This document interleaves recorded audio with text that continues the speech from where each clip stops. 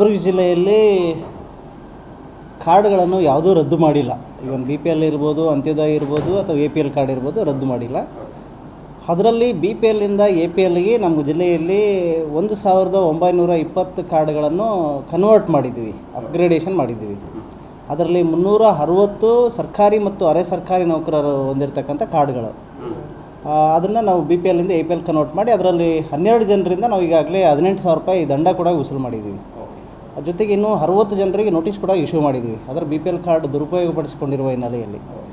ಅದೇ ರೀತಿಯಾಗಿ 1565 ಪಡಿತರ ಚೀಟಿಗಳು ಟ್ಯಾಕ್ಸ್ ಪೇಯರ್ ಇದ್ದರು. ಹಾಗಾಗಿ ಅವ್ರನ್ನೂ ಕೂಡ ನಾವು BPLನಿಂದ APLಗೆ ಪರಿವರ್ತನೆ ಮಾಡಿದ್ವಿ.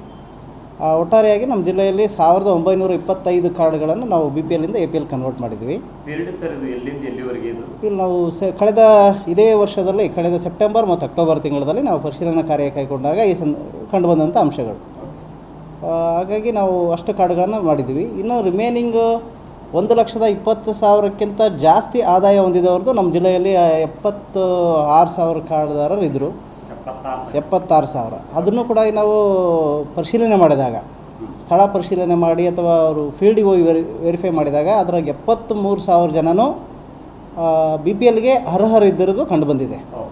ಹಾಗಾಗಿ ಅದನ್ನು BPL ಕಾರ್ಡಿಂದನೇ ಮುಂದುವರಿಸಿದ್ದೀವಿ. ರಿಮೇನಿಂಗ್ 3,000ರಲ್ಲಿ ಮೈಗ್ರೇಷನ್ ಇರೋದ್ರಿಂದ ಅದನ್ನು ನಾವು ಇನ್ನೂ ವೆರಿಫೈ ಹಂತದಲ್ಲಿದೆ. ಭಾಳಷ್ಟು ಜನ ಅದರಲ್ಲಿ ಬೇರೆ ಬೇರೆ ಪಟ್ಟಣಗಳಿಗೆ ದುಡಿಲಿಕ್ಕೋ ಬೇರೆ ಕೆಲಸಕ್ಕೆ ಹೋಗಿರೋದ್ರಿಂದ ಅದನ್ನು ಮಾಡ್ತಾಯಿದ್ವಿ. ಹಾಗಾಗಿ ಯಾವುದು ಕಾರ್ಡು ರದ್ದಾಗಿಲ್ಲ, ಬರೀ ಪರಿವರ್ತನೆ ಅಂದರೆ BPL ಟು APL ಕನ್ವರ್ಟ್ ಆಗಿದೆ.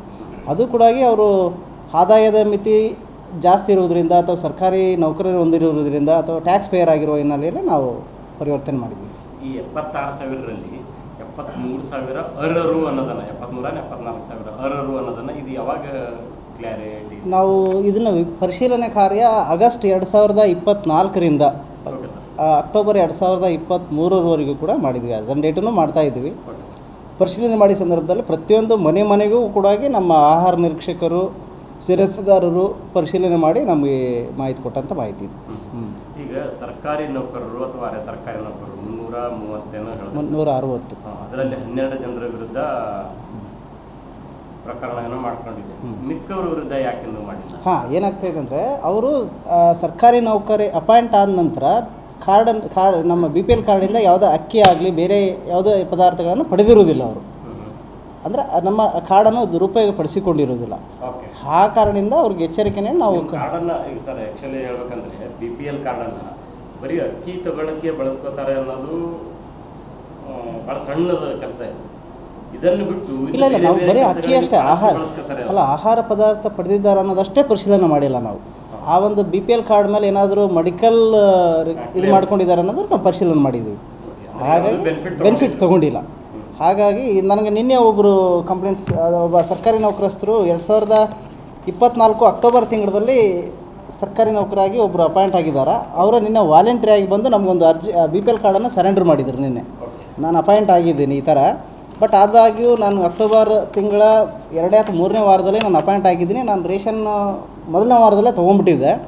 ಹಾಗಾಗಿ ನನಗೆ ಅದು ದಂಡನೂ ನನಗೆ ಏನು ಕಟ್ತೀನಿ ಅಂತ ಹೇಳಿದ್ರು 4,900 ರೂಪಾಯಿ ಅವರಿಂದ ಪೆನಾಲ್ಟಿ ಕಟ್ಸ್ಕೊಂಡು ನಾವು ಈ ಕಾರ್ಡನ್ನು BPL ಟು APL ಮಾಡ್ತಾಯಿದ್ದೀನಿ.